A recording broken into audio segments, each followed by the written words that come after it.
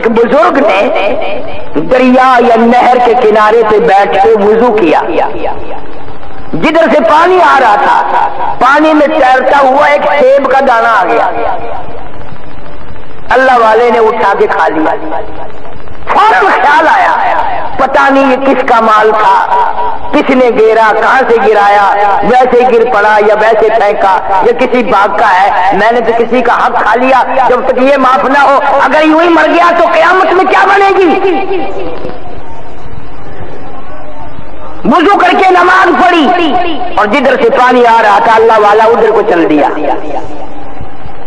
خدا جانے کتنا سفر کیا، جو ایک گناہ سے اتنے سے مشتبہ گناہ سے ڈر گیا وہ باقی گناہوں سے کتنا ڈرتا ہوگا۔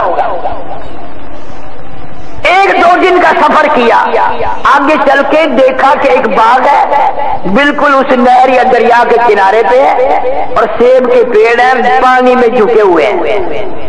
یقین ہو گیا کہ اس باغ کا ہی سیب ہے، یہیں سے گرا جو میں نے کھایا۔ اب وہاں آدمی جو موجود تھا مالی یا پالن ہار یا باغ کا رکھوالا، اس سے ملاقات کی اور پوچھا بھئی یہ باغ کس کا ہے؟ کہ جی باغ تو کسی اور کا، بہرحال اس وقت تو میں ہی یہاں مختار ہوں، ملازم ہوں، میں ہی رہتا ہوں، میں ہی سنبھالتا ہوں۔ فرمایا بات تو نہ بنی، اس طرح کر کے میں وضو کرنے لگا تھا، پانی میں بہتا ہوا ایک سیب آیا، میں نے وہ اٹھا کے کھا لیا، بعد میں عقل آئی کہ یہ پتہ نہیں کس کا مال میں نے کھا لیا، میں تو وہ حق بخشوانے آیا ہوں، معاف کرانے آیا ہوں۔ اس نے کہا جی جب آپ اتنے بڑے ولی ہیں یا ہمارے باغ میں آپ ملنے والے آ کے پتہ نہیں ہم سے پوچھتے بھی نہیں ہو کتنے کتنے کھا بھی جاتے ہیں اور پلے باندھ کے بھی لے جاتے ہیں، جب آپ سیب کو معاف کرانے آئے ہیں تو پھر میں مالک نہیں، فلاں آدمی اس باغ کا مالک ہے۔ اس باغ کے مالک کو ملایا، انہوں نے بتایا کہ میں ایسے ایسے سفر کر کے آیا ہوں، ایسے ایسے میں نے سیب کھا لیا اور میری طبیعت خراب ہے جب سے کہ پتہ نہیں کس کا حق میرے پیٹ میں چلا گیا، اگر یہ نہ بخشا گیا، یہ نہ قیمت ادا کی گئی تو قیامت میں یہ سیب ہی نہ میرے جہنم کا ذریعہ بن جائے۔ تو اس نے بھی کہا کہ اچھا جی جب آپ اتنے بڑے ولی اللہ ہیں کہ ایسے آج تک تو دنیا میں سنا بھی نہیں کوئی یوں سیب معاف کرانے آیا ہو، پھر مالک میں بھی نہیں، میں نے یہ باغ اپنی لڑکی کے نام کر رکھا ہے، مالک اصل میں وہ لڑکی ہے، چلو جی اس سے معاف کرا دو یا قیمت لے دو۔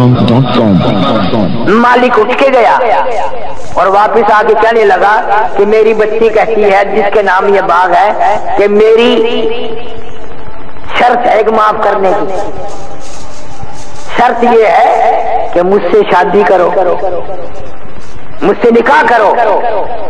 اور وہ باپ کہنے لگا اسی لڑکی کا حوصلہ بھی نہ کریو، خوشی بھی نہ منائیو کہ اتنے بڑے آدمی کی لڑکی ہر بات کی مالک ہے، مزے ہو جائیں گے، میری لڑکی آنکھوں سے اندھی ہے، ہاتھوں سے بندی ہے، پیروں سے للی ہے۔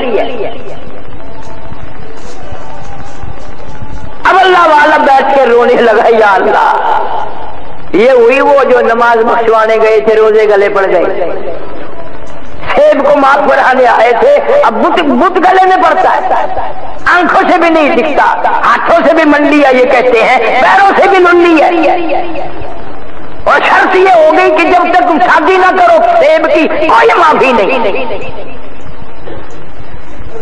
اللہ والے نے بیٹھ کے سوچا کہ یہ سیب معاف ہونا یا اس کی قیمت لینا جو اتنا مہنگا بن رہا ہے، کہیں یہ سیب ہی میری جہنم کا ذریعہ نہ بن جائے، میری بربادی کا ذریعہ نہ بن جائے۔ سوچ ساتھ کے کہا بھائی وہ بت ہی منظور ہے، سیب معاف ہو جائے، جو پیٹ میں چلا گیا اب الٹی کرنے کے بھی قابل نہیں رہا، جو میرے گلے میں ڈالتے ہو ڈال دو مگر وہ سیب معاف ہونا چاہیے۔ نکاح ہو گیا، جب لڑکی سے ملے وہ اللہ والا تو اتنی حسین لڑکی، اتنی خوبصورت لڑکی، اللہ والے کہتے ہیں کہ نہ زندگی میں ایسی حسین دیکھی تھی نہ سنی تھی، آنکھیں بھی ٹھیک ٹھاک ہیں، ہاتھ بھی ٹھیک ٹھاک ہیں، پیر بھی ٹھیک ٹھاک ہیں۔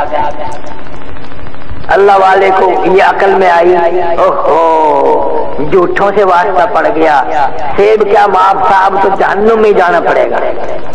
जो झूठ बोलते हो इसका बाप कहता था आंखों से अंधी है, हाथों से मंडी है, पैरों से लुल्ली है, ये तो बिल्कुल ठीक ठाक है। झूठों से रिश्तेदारी हो गई, अब कैसे बचूंगा? बल्कि तज़किरे में लिखा है कि अल्लाह वाले ने इतना खौफ खाया, बेहोश हो गए। हमारी तरह तो नहीं थे, सांस नहीं आता झूठ के बगैर, और इसको कभी गुनाह भी नहीं माना। आज का मुसलमान झूठ को गुनाह नहीं मानता, मस्जिद में मारता है, वुज़ू करके मारता है, कुरान पढ़ता हुआ आदमी झूठ बोलता है। होश में आए, लड़की के वालिद को बुलाया, उन्होंने कहा अल्लाह वाले एक भी नहीं 3 कूड़ मारे, 3 झूठ बोल दिए, आंखों से अंधी है, हाथों से मंडी है, लुल्ली है, लुंडी है, पैरों से लुल्ली है, ये तो ठीक ठाक है।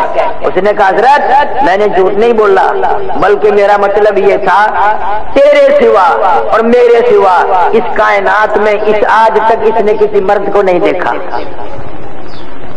तेरे सिवा और मेरे सिवा इस मेरी बच्ची ने लहर और मर्द देखा ही नहीं। नाजायज चीज को आज तक इसने हाथ नहीं लगाया, गलत रास्ते की तरफ पैरों से चल के ना गई। मेरा तो यह मतलब था। आप बेहोश हो गए, पहले मेरे से पूछना तो था कि तेरा क्या मतलब है, अंधी कैसे है, मंडी कैसे है, लुल्ली कैसे है, ये तो ठीक ठाक है। तो अल्लाह वाले को होश आया, बताना ये चाहता था ये इमाम अबू हनीफा रहमतुल्लाह अलैह का बाप है, वालिद है, और इमाम अबू हनीफा इस लड़की के पेट से पैदा हुआ है जिसने दुनिया में न कोई गैर मर्द देखा, न हाथ लगा, न गलत रास्ते की तरफ पैरों से चल के गए।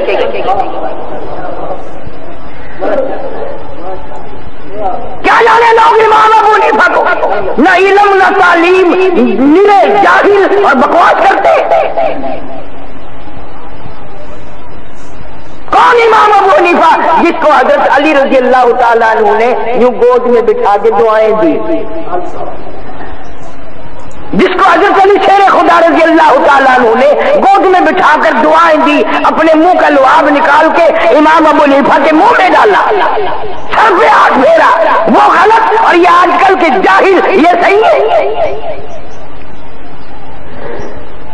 एक दिन मदरसे में नहीं गए, एक दिन तालीम पढ़ने नहीं गए और आलिम बड़े फिरते।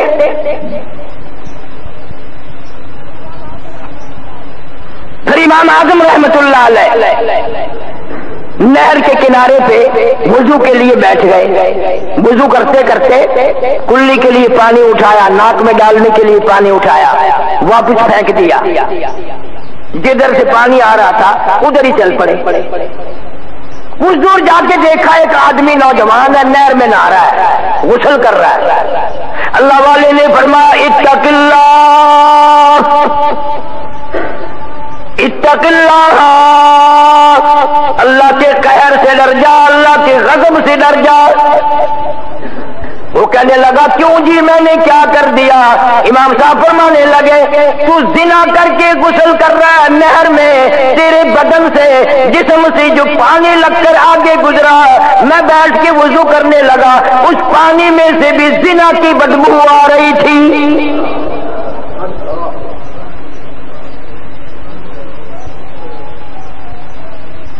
अब तुम कहोगे जी हमें तो कभी नहीं आई, और जिनके गंदे नालों पे घर होते हैं उनको कभी बदबू नहीं आती। गंदी रूढ़ियों पे जिनके घर होते हैं या जो सफाई वाले बंदी होते हैं उनको कभी बू आती है। अब तो फिर भी फ्लश सिस्टम चल पड़ा, वरना ये कमेटी के ट्रक जो गंद उठा के जाते हैं वो बीच में बैठे रहते हैं, घुटनों तक सने धसे रहते हैं और ताड़ी मारते हैं मेरा लाल दुपट्टा मलमल का, मेरा उन्हें बू आती है? उन्हें बू नहीं आती, उसी में रह जाते हैं। हमें इसलिए नहीं आती, जिना करते हैं, कराते हैं, उस माहौल में रहते हैं जहां कदम कदम قدم پہ اللہ کی زمین بھی خدا کی قسم رو رو کے پکارتی ہے، یا اللہ زنا کرنے والے مرد عورت کے لیے مجھے ہمت نہیں، پلیز قدموں سے میرے اوپر چلتے ہیں، اجازت دے میں لقمہ بنا کر ان کو نگل نہ جاؤں۔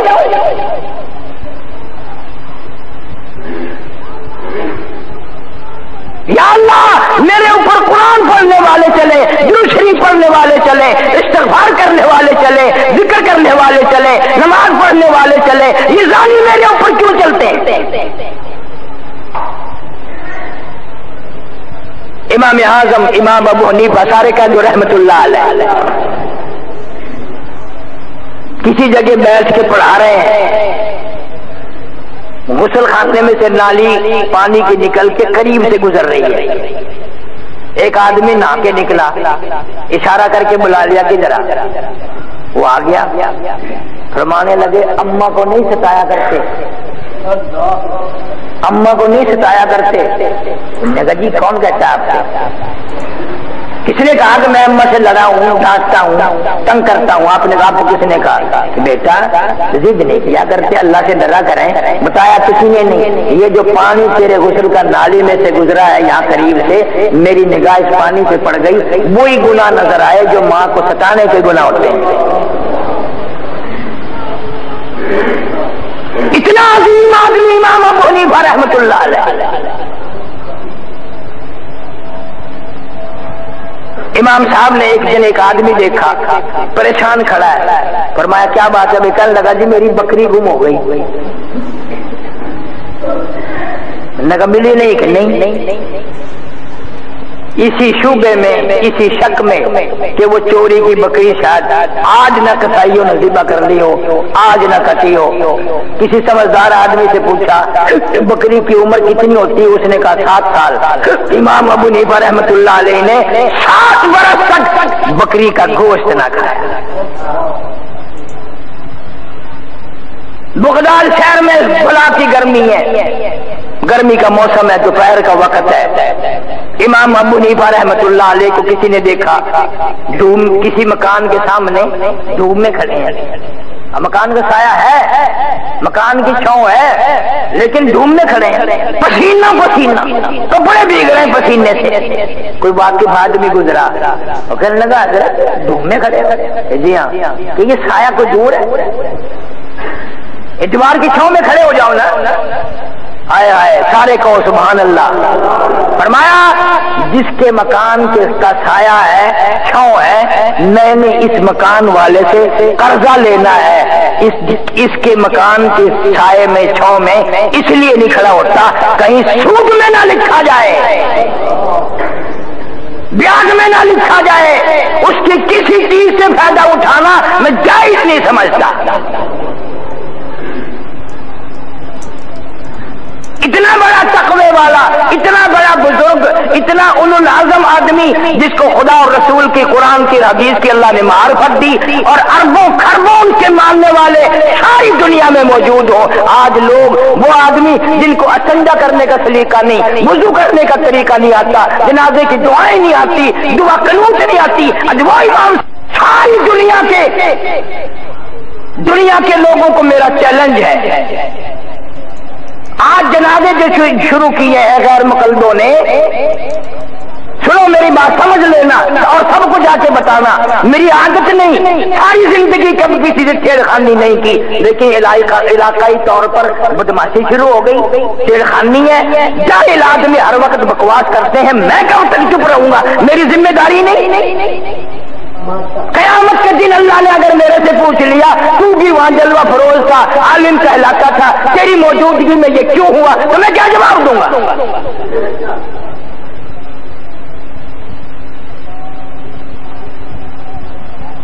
جن کے جنازے بدل گئے ان کا رہ کیا گیا؟ نبی صلی اللہ علیہ وسلم کی زندگی مبارک میں نامعلوم کتنے جنازے ہوئے، کوئی مائی کا لال ثابت کر دکھاوے کہ حضرت محمد کریم صلی اللہ علیہ وسلم نے کبھی بھی جنازے کی نماز میں الحمد شریف اور سورت زور زور سے پڑھی ہو۔ ज्यादा तो नहीं, मैं नवाज शरीफ का रिश्तेदार नहीं, 10,000 रुपए इनाम दूंगा। कोई मुल्ला, कोई मौलवी, कोई अल्लामा साबित करे कि नबी करीम सल्लल्लाहु अलैहि वसल्लम ने जनाजे की नमाज में अलहम्द शरीफ पढ़ी और सूरत पढ़ी और जोर जोर से पढ़ी। अल्लाह अकबर अल्लाह। जब सहाबा किराम यहाँ तक बताते हैं कि हुजूर करीम सल्लल्लाहु अलैहि वसल्लम इस तरह थूकते थे, इस तरह पीते थे, हुजूर सल्लल्लाहु अलैहि वसल्लम ने डेलों से अस्संजा करने का भी तरीका सहाबा किराम को बताया, सहाबा किराम ने इमामों को बताया, उन्होंने हमें बताया। यूं ही नहीं कि डेला लेके फेर लो, उसमें भी नबी की सुन्नत का तरीका है कि पहले डेला पीछे से आगे से पीछे की तरफ ले जाओ, दूसरा डेला पीछे से आगे की तरफ लाओ। ये तरतीब है किताबों में। जिस नबी ने अस्संजे का तरीका बताया, वुजू का तरीका बताया, गुस्ल का तरीका बताया, खाने का तरीका बताया, पीने का तरीका बताया, मर्द औरत के मिलने का तरीका बताया, खैर खबर का तरीका बताया, जूता पहनने का तरीका बताया, कपड़ा पहनने का तरीका बताया, वो नबी नमाज जनाजा लुका के रख गया।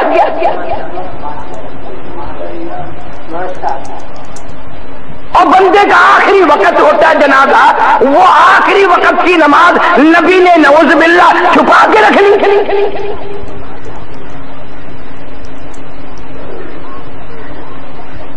23 साल तक मोहम्मद करीम सल्लल्लाहु अलैहि वसल्लम दुनिया में नबूवत के बाद जिंदा रहे। हजारों सहाबा किराम हैं जिन्होंने नबी के इशारे भी माने। आप मस्जिद में तशरीफ फरमा है, फरमाने लगे सहाबा किराम को बैठ जाओ। हजरत अनस रज़ी अल्लाह ताला अन्हु को लोगों ने देखा कि बाहर की चौखट है ना, एक पैर अंदर और एक बाहर, यूं बीच में बैठा हुआ अच्छा भी नहीं लगता। किसी सहाबी ने पूछा अनस अच्छी तरह बैठ जा, यूं कैसे? एक पैर बाहर है एक अंदर है। सारे कहो सुभान अल्लाह। हज़रत अनस रज़ी अल्लाह ताला अन्हु फरमाते हैं जिस वक़्त मदनी करीम सल्लल्लाहु अलैहि वसल्लम की जुबान मुबारक से निकला, मेरी यही हालत थी, एक पैर अंदर था एक पैर बाहर था। अब मैंने सोचा अगर अंदर का पैर बाहर करता हूँ, बाहर का पैर अंदर करता हूँ, नबी के हुक्म के खिलाफ हो जाएगा। जिन्होंने इतनी जानत, इतनी सदाकत, इतनी अमानत के साथ ये दीन हम तक पहुंचाया, उन सहाबा किराम का ये आलम है, उनका ये हाल है।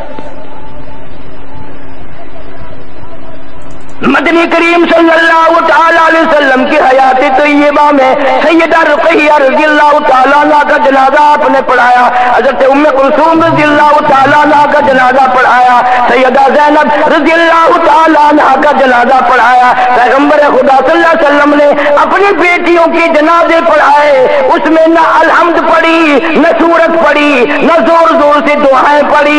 ये आज भी नहीं, अरब में नहीं, अजम में नहीं, अफगानिस्तान में नहीं, हिंदुस्तान में नहीं, पाकिस्तान में नहीं, कहीं भी नहीं, कहीं भी नहीं।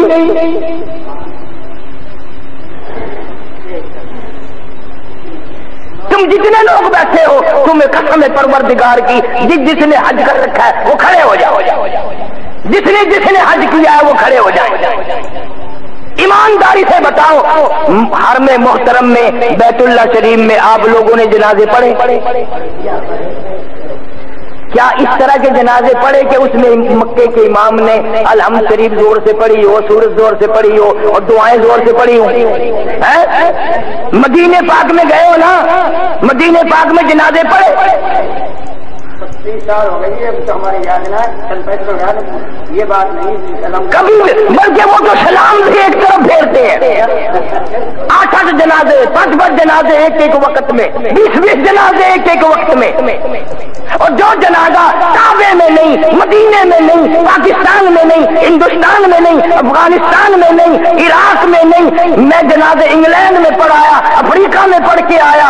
ये जनाजे सिर्फ मिर्जाइयों के तो हो सकते हैं, मुसलमानों के नहीं हो रहे। तुम ऐसे जनाजों में शामिल हो गए मिर्जाइयों वाले में?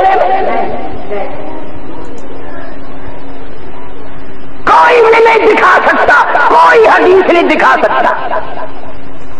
और ये बड़े बदतमीज होते हैं हदीस में, इनको आता कख भी नहीं। ہمارے علاقے کا جو سب سے بڑا جاہل ہے وہ امام بنا ہوا. بتاؤ دعا قنوت نہیں آتی, جنازے کی دعائیں نہیں آتی. میں نے 18 سال خرچ کیے ہیں بزرگوں کی جوتیوں میں.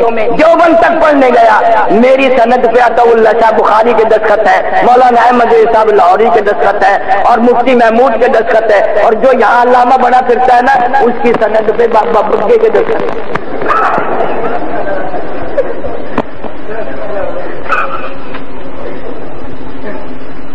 لوگوں کا عقیدہ خراب نہ کرو, نہ جنازے بگاڑو, آخری نماز ہے بیچارے کی. اور پھر ان کا عقیدہ ہے کہ عذاب قبر نہیں ہے, قبر میں عذاب ہی نہیں ہوتا. اگر قبر میں عذاب نہیں ہوتا تو پھر قبر میں لڈو کھانے جاتے ہو, جا کیوں رہے ہو قبروں میں؟ عقیدہ ہے ان کا, اس لیے قبر میں ڈالتے ہیں بدبو نہ ہو, لاش میں یوں نہ پھیلے. اب عذاب قبر کو نہیں مانتے. حالانکہ حضور صلی اللہ علیہ وسلم نے فرمایا اگر میں تمہیں قبر کا عذاب دکھا, میرا دل کرتا ہے کہ تمہیں عذاب قبر دکھا دوں, اگر میں تمہیں عذاب قبر دکھا دوں تم مردوں کو دفن کرنا چھوڑ دو. یہ اب عذاب قبر کو نہیں مانتے. ہم درود شریف پڑھتے ہیں, ہمارا عقیدہ ہے کہ فرشتے مدنی کریم صلی اللہ علیہ وسلم کی خدمت عالیہ میں, دربار عالیہ میں پہنچاتے ہیں. یہ کہتے ہیں کہ درود شریف وہاں پہنچتا ہی نہیں, اور میں کہتا ہوں سچ کہتے ہیں, ان کا درود شریف اس قابل ہے ہی نہیں جو نبی کے دربار میں پہنچے. نہ جس کے لفافے پہ سرکاری مور نہ ہو وہ پہنچتا ہے, اور یقین ایمان کی مور ہی نہیں, درود شریف کیسے پہنچے گا؟ اور یہ جتنے غیر مقلد ہیں, کوئی غیر مقلد ایسا نہیں جو مرزائی نہ ہو. ہر غیر مقلد مرزائی ہے. غلام احمد مرزائی تھا, مرزا طاہر مرزائی, نور الدین مرزائی, آج کا بھی مرزائی, کسی سے پوچھ کے دیکھ لو وہ مرزائی ہے. اور ان کی نماز میں, مرزائیوں کی نماز میں کوئی فرق نہیں. وہی ٹانگیں چوڑی وہ کرتا ہے, وہی ٹانگیں چوڑی کرتا ہے. اسی لیے میں نے اس جماعت کا نام رکھا ہے چپڑ پاڑ جماعت. ایک تو فائدہ ہے, جب ٹانگیں چوڑی کر کے کھڑا ہوگا تو پتہ ہی سردی میں پھر وضو کرنا پڑے گا, پاڑ پھوٹی کا پتہ ہی نہیں لگتا تھا. کیا مذہب بنایا ہے ایسے جنازے جن کا کوئی دین میں, نہ قرآن میں, نہ حدیث میں, نہ نبی. جناب ابو بکر صدیق رضی اللہ تعالیٰ عنہ خلیفۃ المسلمین ہے, 2.5 برس تک آپ نے حکومت فرمائی, نہ جانے کتنے جنازے پڑھائے, ایک جنازے میں بھی الحمد شریف نہیں پڑھی, سورت نہیں پڑھی, زور سے جنازے میں بالکل نہیں پڑھا. سیدہ فاطمہ الزہرا رضی اللہ تعالیٰ عنہ کا جنازہ ابو بکر صدیق نے پڑھایا. خود حضرت علی رضی اللہ تعالیٰ عنہ نے صدیق اکبر کو کھڑا کر ہاتھ پکڑ کے کھڑا کیا. پیغمبر صلی اللہ علیہ وسلم کی بیٹی کا جنازہ, لختی جگر کا جنازہ, نوری نظر کا جنازہ. ابو بکر آپ حقدار ہیں, آپ ہم میں سب سے زیادہ صداقت والے ہیں, امانت والے ہیں, متقی ہیں, پرہیزگار ہیں, آپ جنازہ پڑھائے. میں ذمہ داری سے کہتا ہوں فاطمہ الزہرا رضی اللہ تعالیٰ عنہ کا جنازہ ابو بکر صدیق نے پڑھایا, پر زور زور سے نہیں پڑھا, الحمد نہیں پڑھی, سورت نہیں پڑھی.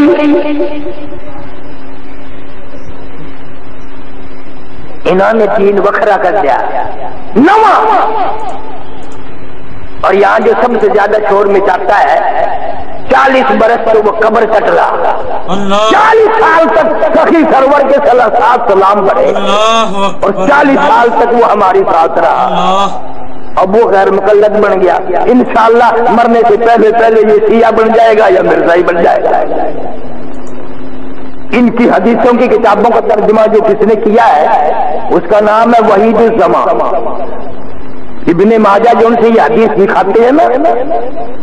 اب آپ لوگ دین غسل کے فرض نہیں جانتے تو کیسے پتہ چلے گا حدیث کے لفظ کیسے ہیں اور حدیث کس طرح ہے, کون راوی ہے؟ دھوکے میں رکھتے ہیں لوگوں کو. خود وہ وحید الزمان جس نے ان کے یہاں جو کتابیں ہیں ان کے ترجمے کیے, قسم پروردگار کی شیعہ ہو کے مرا, شیعہ کے مرا، بلکہ اس نے یہ لکھا کہ حضرت عائشہ صدیقہ رضی اللہ تعالیٰ عنہا کیونکہ علی سے لڑی تھی، اگر توبہ کر کے مری ہے تو ٹھیک ہے، نہیں تو نعوذ باللہ مرتد مری۔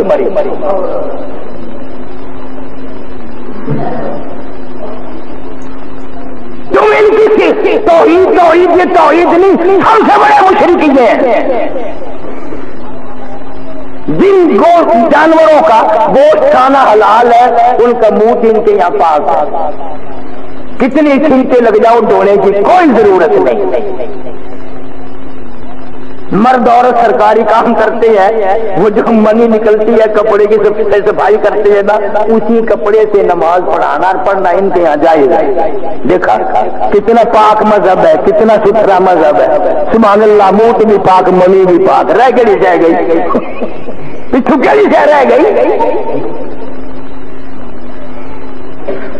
امام ابو حنیفہ رحمۃ اللہ علیہ جن کے ماننے والے علامہ انور شاہ کشمیری رحمہ اللہ جیسے، عطا اللہ شاہ بخاری جیسے، مولانا حسین احمد مدنی جیسے، مولانا آزاد جیسے، مفتی کفایت اللہ مرحوم جیسے، عرب میں، مکے میں، مدینے میں، دنیا انگلینڈ میں، یورپ میں، افریقہ میں، بر صغیر میں، ہندوستان پاکستان کے بڑے بڑے عالم سارے امام ابو حنیفہ کے مقلد ہیں۔ یہ پتہ نہیں کس کے مقلد ہیں۔ بخاری شریف میں روایت ہے، لا ترفعوا ایدیکم کاذناب خیل شمس او کما قال النبی صلی اللہ علیہ وسلم، فرمایا ہاتھ کو یوں نہ ہلایا کرو، مکھی لاتے ہیں نا یہ، فرمایا یوں نہ کیا کرو جس طرح شرارتی گھوڑا دم ہلاتا ہے، منع فرمایا حضور کریم صلی اللہ علیہ وسلم نے۔ انما جعل الامام لیتم بہ، بخاری شریف کی حدیث ہے، وَإِذَا رَكَعَ فَارْكَعُوا وَإِذَا سَجَدَ فَاسْجُدُوا، جب امام رکوع کرے تم بھی رکوع کرو، جب امام سجدہ کرے تم بھی سجدہ کرو، وَإِذَا قَرَأَ فَانصِتُوا، جب وہ قرات پڑھے خاموش ہو جاؤ۔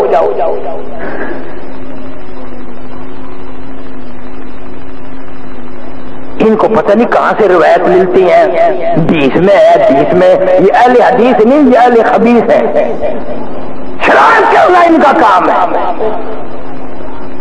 اور اب ہم نے تہیہ کر لیا ہے، جو شرارت کرے گا اتنی شرارت سے جواب دیں گے، جو ہم سے جان چھوٹے سے لڑے گا ہم بھی لڑیں گے، جو گولی سے لڑے گا ہم گولی سے لڑیں گے، نہیں چین سے بیٹھیں گے، یا خاموش ہو جائیں گے یا پھر اس طرح کی بکواس بالکل بند کی جائے گی۔ ایک شرارتی تو شہر سے آیا، چشتی کہتے میرے ہمسایہ میں بیچارہ بڈھا بہت ہو گیا، ساری زندگی ہماری ساتھ نماز پڑھی ہوتی، ساری عمر ہمارے پاس گزاری، اس کا جنازہ اسی طرح پڑھ دیا یوں زور زور سے، ایسا لگا جنازہ نہیں تھا بلکہ یوں معلوم ہوتا تھا تراویح ہو رہی ہیں، شبیلہ ہو رہا ہے۔ لوگوں کے جنازے خراب نہ کرو، تمہارے جنازے انشاءاللہ کوئی نہیں پڑھے گا۔ ایسوں کو جنازہ کون پڑھے؟ نہ ساری نبی نے زندگی میں، نہ صدیق اکبر نے پڑھایا۔ جناب فاروق اعظم رضی اللہ تعالیٰ عنہ نے 12 سال حکومت فرمائی، ہزاروں لاکھوں جنازے پڑھائے، پر اس طرح کا جنازہ میں ذمہ داری سے کہتا ہوں کبھی نہیں پڑھایا۔ حضرت عثمان رضی اللہ تعالیٰ عنہ نے 10-12 برس حکومت فرمائی، کوئی ثابت نہیں کر سکتا مائی کا لال کہیں سے لے آؤ، میں تیار ہوں۔ حضرت عثمان رضی اللہ تعالیٰ عنہ نے اس طرح کا جنازہ کبھی نہیں پڑھایا جس میں الحمد شریف زور زور سے اور سورتیں بھی زور زور سے اور بالکل دعائیں مانگنی زور زور سے۔ حضرت علی رضی اللہ تعالیٰ عنہ نے 7.5 برس حکومت فرمائی، دنیا بھر کے جنازے پڑھائے، شہیدوں کے پڑھائے، مرنے والوں کے پڑھائے، اپنے قریبیوں کے پڑھائے، دور والوں کے پڑھائے، امت محمد مصطفیٰ صلی اللہ علیہ وسلم کے ہزاروں جنازے حضرت علی نے پڑھائے، پر اس طرح کا جنازہ کبھی نہیں پڑھایا جیسے یہ پڑھتے۔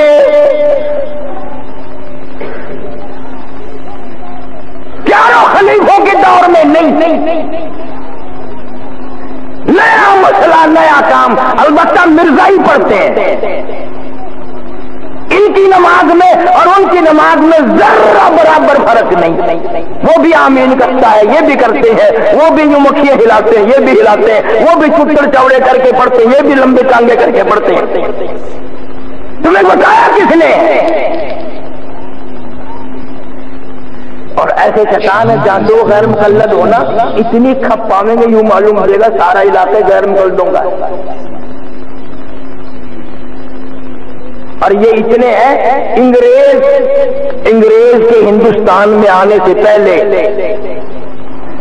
1250 سال تک ہندوستان میں ان کا وجود نہ تھا. انگریز کے ایجنٹ بن کے آئے، انگریز نے ان کو لقب دیا اہل حدیث.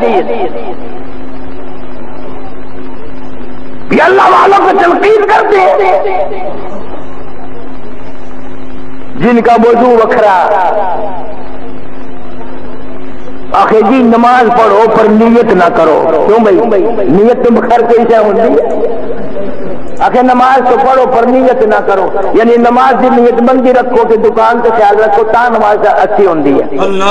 آخر منہ نال نیت کرنا جائز نہیں. میں ہوں جمعہ پڑھ سنا کہ 2 رکعت نماز جمعہ اے آخنا کہ جائز نہیں. اور کیا آخر تیرے باپ کا سرا کیے؟ اللہ اکبر. ہر چیز وکھری، گندا مذہب، پلیت مذہب. میں انشاءاللہ نگاہ رکھوں گا جب تک زندہ ہوں، بتاتا رہوں گا کہ ان کے مذہب میں یہ ہے، ان کے مذہب میں یہ ہے، ان کے مذہب میں یہ. اگر ساری باتیں نقل کر دوں نا تم جمعہ نہیں پڑھو گے، یوں کہو گے توبہ توبہ توبہ لا حول ولا قوت. یہ تو رافضیوں سے بھی بدتر ہے. یہ شیعوں کے چھوٹے بھائی ہیں. چھوٹے رافضی یہ ہیں، بڑے رافضی وہ ہیں. ان کی کتابوں میں متا جائز ہے. عورتوں کے مسئلے میں بڑے سے آگے نکلتے ہیں. شرم نہیں آتی. آخری جنازے کا وقت شاہ ولی اللہ محدث دہلوی رحمت اللہ علیہ نے دلی شہر میں ہزاروں جنازے پڑھائے. شاہ اسماعیل سعید نے ہزاروں جنازے پڑھائے. ہندوستان میں دارالعلوم دیوبند کو قائم ہوئے 200 سال ہو گئے. کتنے علماء، کتنے صلحاء. میں اس اللہ والے کا شاگرد ہوں. مولانا مدنی نے 18 برس حضور کریم صلی اللہ علیہ وسلم کے روزے اقدس پہ بیٹھ کے پیغمبر کی حدیث پڑھائی. 18 برس روزے اقدس کی جالیوں کی چھاؤں میں بیٹھ کر پیغمبر صلی اللہ علیہ وسلم کی حدیث پاک پڑھائی. تنخواہ لے کر نہیں، وظیفہ لے کر نہیں، کسی ملک کا جنٹ بن کے نہیں. خود لکھتے نقشہ حیات میں کہ اتنی تنگی تھی، اتنی غربت تھی، گھر والے اور بیوی بچے بھوک سے تڑپنے لگتے. میں مدینہ شہر کی گلیوں میں نکل جاتا. اہل مدینہ کے سبزیوں ترکاریوں کے پھینکے ہوئے چھلکے میں کالی کملی والے کی گلیوں سے اٹھا لاتا. ان چھلکوں کو پانی میں دھو کر بیوی بھی بچے بھی میں بھی چبا جاتے. اوپر سے پانی پی کر ریاض الجنہ میں کھڑے ہو کر اللہ کا قرآن پڑھتے.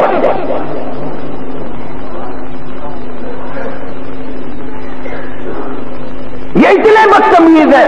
پچھلے دنوں میں آپ لوگوں نے اخباروں میں ریڈیو پہ شور سنا ہوگا، کئی سال ہو گئے بیت اللہ پہ قبضہ کرنے لگے تھے.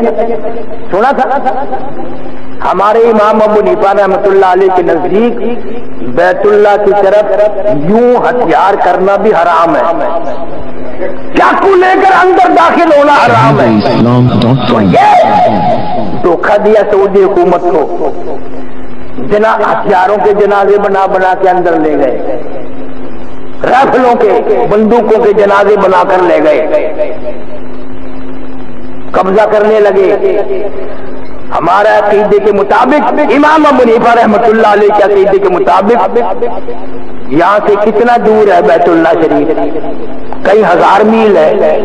پر ہمارا عقیدہ ہے بیت اللہ کی طرف پیشاب کرتے وقت منہ کرنا بھی حرام ہے، پیٹھ کرنا بھی حرام ہے. حالانکہ اتنا دور ہے، بیچ میں ہزاروں لاکھوں کندیاں نہیں، دیوار نہیں. اور یہ وہ ہے بیت اللہ شریف کی 22 دن چھت پہ پیشاب کیا، خانہ کعبہ کی چھت پہ آگا.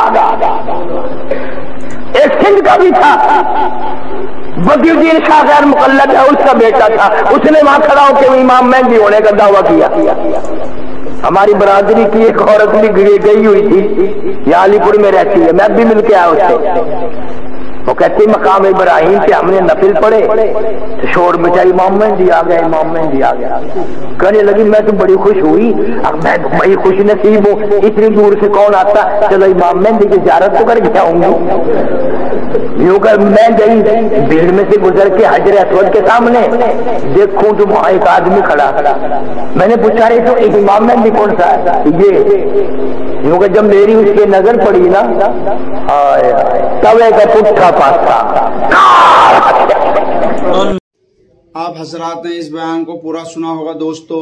बयान अच्छा लगे तो कमेंट में ज़रूर बताना और हमारी वीडियो को लाइक और चैनल को सब्सक्राइब ज़रूर करना। फिर किसी ऐसे ही नेक्स्ट बयान के साथ मिलते हैं, तब तक के लिए अपना ख्याल रखना। अल्लाह हाफिज़।